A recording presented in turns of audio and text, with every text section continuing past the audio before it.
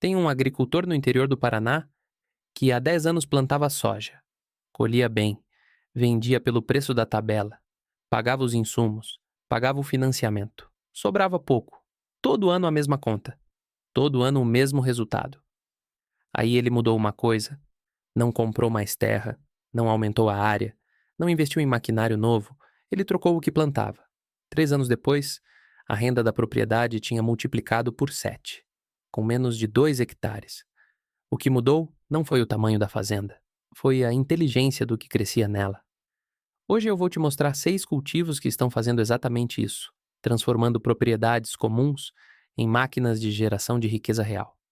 Não são culturas de moda, não são promessas vazias. São plantas com demanda global crescente, ciclos de produção comprovados e margens que a soja, o milho e o feijão convencionais nunca vão alcançar. Se você tem terra, seja um quintal, um sítio ou uma fazenda, e ainda está preso no ciclo de plantar commodity e torcer para o preço não cair, esse vídeo foi feito para você.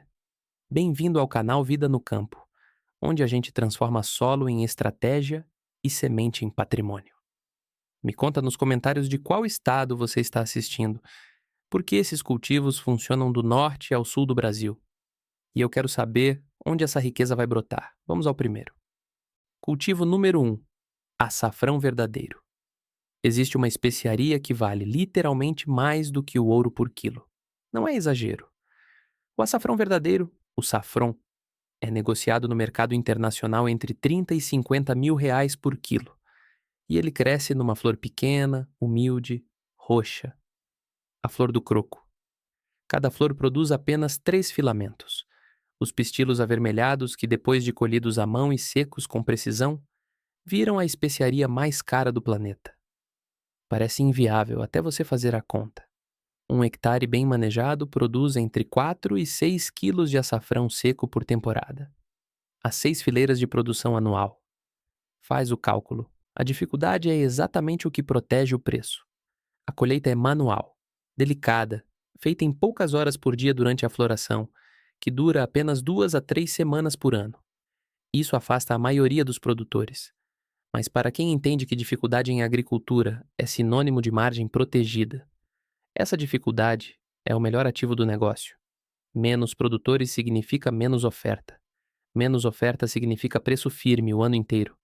O açafrão brasileiro ainda tem uma vantagem que o produto iraniano, dominante no mercado mundial, não tem: rastreabilidade e produção orgânica certificável, cada vez mais valorizada por compradores europeus e norte-americanos.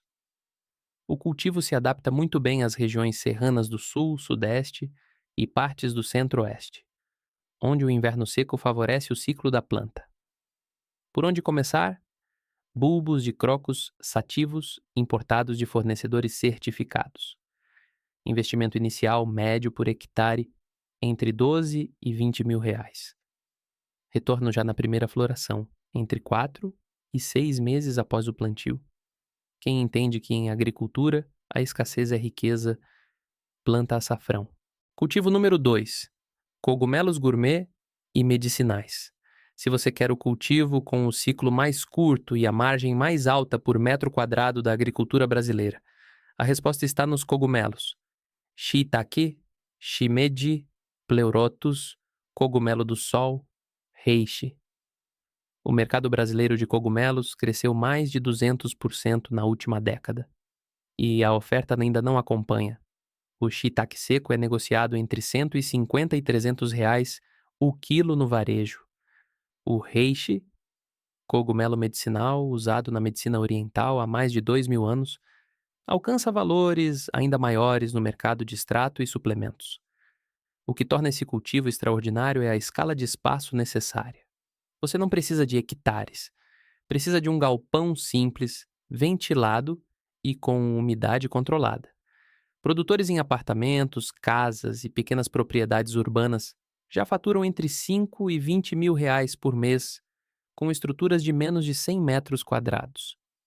O ciclo do shiitake vai da inoculação à primeira colheita em 40 a 60 dias, e o mesmo substrato produz por múltiplos ciclos antes de ser substituído. Isso significa que seu investimento inicial não se esgota numa colheita. ele se multiplica. Os compradores estão em todo lugar: restaurantes, feiras orgânicas, empórios naturais, indústria de suplementos, atacadistas de produtos gourmet. E a tendência só cresce, à medida que mais brasileiros buscam proteína alternativa à carne e alimentos funcionais com respaldo científico. Por onde começar? Kits de inoculação e treinamento disponíveis em várias empresas brasileiras especializadas. Investimento inicial entre 3 e 8 mil reais para uma estrutura inicial. Primeiras vendas possíveis em menos de 2 meses. Cultivo número 3. Lavanda. Tem uma imagem que se espalhou pelo Instagram brasileiro nos últimos anos. Campos roxos nas serras gaúchas e catarinenses. Turistas fotografando entre as fileiras. Lojas de produtos artesanais, óleos essenciais, sachês, hidrolatos. Isso não é tendência de rede social. É um mercado em explosão. O Brasil importa mais de 90% do óleo essencial de lavanda que consome. E a demanda interna cresce todo ano, impulsionada pela indústria cosmética, pela aromaterapia e pela alimentação funcional. O produtor brasileiro que ocupa esse espaço agora está entrando num mercado com concorrência ainda baixa e demanda garantida. A lavanda produz em múltiplos formatos e cada formato é uma fonte de receita diferente. Flores frescas para buquês e decoração, flores secas para sachês e arranjos, hidrolato, a água floral resultante da destilação, para cosméticos artesanais, óleo essencial para indústria e varejo, e turismo rural. Campos de lavanda viram atração com visitas guiadas, colheitas interativas e workshops que geram receita sem depender de nenhuma colheita. Essa última fonte é o que a maioria dos produtores não enxerga até estar no meio do campo. O agronegócio convencional nunca vai te pagar para tirar foto na plantação de soja. O campo de lavanda vai. A planta se adapta bem a regiões de altitude acima de 800 metros, com invernos definidos. Sul do Brasil, serras de Minas Gerais, São Paulo e Rio de Janeiro.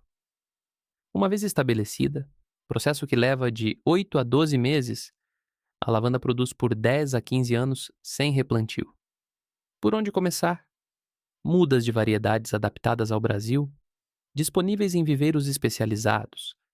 Um hectare de lavanda produtivo pode gerar entre 80 e 150 mil reais por ano, combinando todos os canais de venda. Cultivo número 4. Moringa. Se você me perguntar qual é o cultivo com o melhor equilíbrio entre facilidade de produção e tamanho do mercado, eu respondo sem hesitar: moringa. E o Brasil ainda está engatinhando nessa oportunidade. A moringa cresce em qualquer solo pobre, suporta seca prolongada, não precisa de agrotóxico, produz o próprio nitrogênio e começa a gerar renda no primeiro ano de plantio. O mercado global de moringa foi avaliado em mais de 9 bilhões de reais e cresce mais de 9% ao ano. Mas o que a maioria dos produtores brasileiros ainda não percebeu é que a moringa não é um produto, é um portfólio inteiro disfarçado de árvore. As folhas secas e processadas em pó vendem entre 80 e 200 reais o quilo no mercado de suplementos. As sementes têm mercado em purificação de água, extração de óleo e produção de cosméticos. O óleo, prensado a frio das sementes, compete com o azeite de argan no mercado de cosméticos premium, com valor que chega a R$ 2.000 o litro em formulações especializadas. A torta resultante da prensagem ainda serve como suplemento proteico para a nutrição animal. Uma única planta, 4 produtos, 4 mercados, 4 fontes de receita. E no Brasil, a moringa cresce especialmente bem no Nordeste, no Centro-Oeste e em qualquer região com temperatura média acima de 20 graus, o que cobre a maior parte do território nacional. Por onde começar? Sementes de moringa oleifera disponíveis em fornecedores nacionais. Custo de implantação baixo, primeiras folhas colhíveis em 60 a 90 dias após o plantio. O produtor que diversifica os canais de venda desde o início é o que transforma a moringa em renda real e consistente. Cultivo número 5. Plantas medicinais certificadas. Aqui está a oportunidade que cresce embaixo do nariz de milhares de produtores brasileiros. E quase nenhum enxerga. O Brasil é o país com a maior biodiversidade medicinal do planeta, e o mercado de fitoterápicos cresce entre 15 e 20% ao ano no país, impulsionado pela busca por alternativas naturais, pelo envelhecimento da população e pela inclusão de plantas medicinais nas diretrizes do SUS. Mas existe um gargalo enorme nessa cadeia. A indústria farmacêutica e de suplementos brasileira importa grande parte da matéria-prima que usa porque não encontra produção nacional certificada e consistente. Esse gargalo é a sua oportunidade. Plantas como calêndula, equinácea, melissa, camomila, espinheira santa e guaco têm demanda garantida por laboratórios de manipulação, indústria farmacêutica e empresas de suplementos. E pagam muito mais do que o mercado de commodities, desde que o produtor tenha boas práticas agrícolas documentadas e, idealmente, certificação orgânica. A diferença de preço entre uma erva medicinal vendida a granel, numa feira, e a mesma erva fornecida com rastreabilidade para um laboratório pode ser de 5 a 20 vezes. Não é outro produto, é o mesmo produto, com outra documentação e outro comprador. A lógica é simples. Quanto mais próximo da indústria você vende, maior a margem. Quanto mais longe, no varejo informal, menor. Pequenas propriedades entre 1 e 5 hectares já são suficientes para estabelecer fornecimento regular para laboratórios regionais. Por onde começar? Pesquise os laboratórios de fitoterápicos e farmácias de manipulação da sua região. Identifique qual matéria-prima eles importam ou têm dificuldade de comprar localmente. Cultive o que eles precisam com a qualidade que eles exigem. Esse alinhamento entre produção e demanda real é o que separa o produtor de plantas medicinais que sobrevive do que prospera. Cultivo número 6. Ginseng brasileiro. Fáfia. O mundo paga fortunas pelo ginseng coreano e siberiano, mas pouquíssimas pessoas sabem que o Brasil tem o próprio ginseng. A Fáfia paniculata, conhecida como ginseng brasileiro, para tudo ou suma, é uma raiz nativa da Mata Atlântica e do Cerrado, com propriedades adaptogênicas comprovadas cientificamente. Usada por povos indígenas brasileiros há séculos, como tônico geral, afrodisíaco natural e fortalecedor do sistema imunológico, e o mercado internacional a reconhece.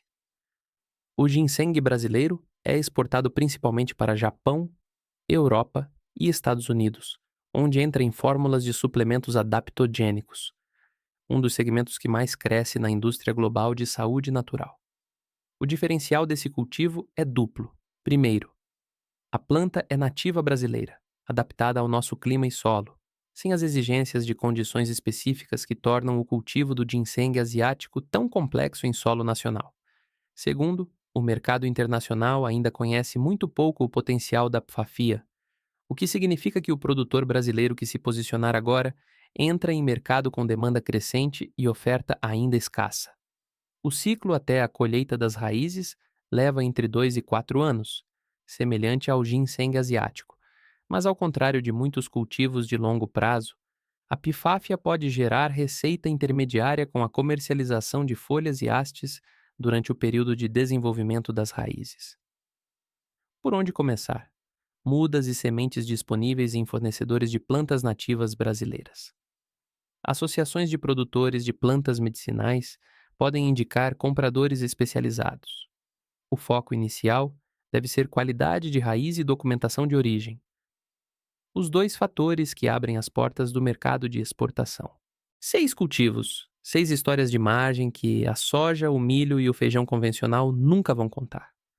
Mas antes de você fechar esse vídeo e ir pesquisar qual desses cultivos começa amanhã, deixa eu te dizer o que realmente separa o agricultor que tenta dessas culturas e desiste do agricultor que tenta e constrói patrimônio de verdade. Não é a planta, é a mentalidade. O agricultor convencional pensa por safra. O agricultor estratégico pensa por sistema. Cada um dos 6 cultivos que você viu hoje tem uma característica em comum. Eles não pedem que você tenha mais terra. Pedem que você use melhor a que já tem. Açafrão transforma 2 hectares em receita de dezenas de quilos da especiaria mais cara do planeta. Cogumelos transformam um galpão simples em fábrica de proteína gourmet com ciclo de 2 meses. Lavanda transforma uma encosta em destino turístico com múltiplos fluxos de caixa. Moringa transforma terra pobre e seca em 4 produtos diferentes para 4 mercados diferentes. Plantas medicinais certificadas transformam o mesmo vegetal que se vende barato na feira em matéria-prima, que a indústria paga 5 vezes mais para ter com documentação. E o ginseng brasileiro transforma uma raiz nativa esquecida em produto de exportação para mercados que o mundo inteiro disputa. A terra está esperando. O mercado está esperando. A questão é: você está disposto a plantar diferente? Me conta nos comentários. Qual desses 6 cultivos faz mais sentido para a sua realidade? Pelo clima da sua região, pelo espaço que você tem disponível ou pelo mercado que você já conhece? Eu leio todos os comentários e respondo com orientações específicas para cada situação. Se inscreve no canal Vida no Campo e ativa o sino. Toda semana a gente traz mais conhecimento sobre como transformar terra em patrimônio real, com estratégia, com ciência e com respeito pela agricultura de verdade. O solo está pronto, a semente está na sua mão. O que você planta a partir de hoje é escolha sua.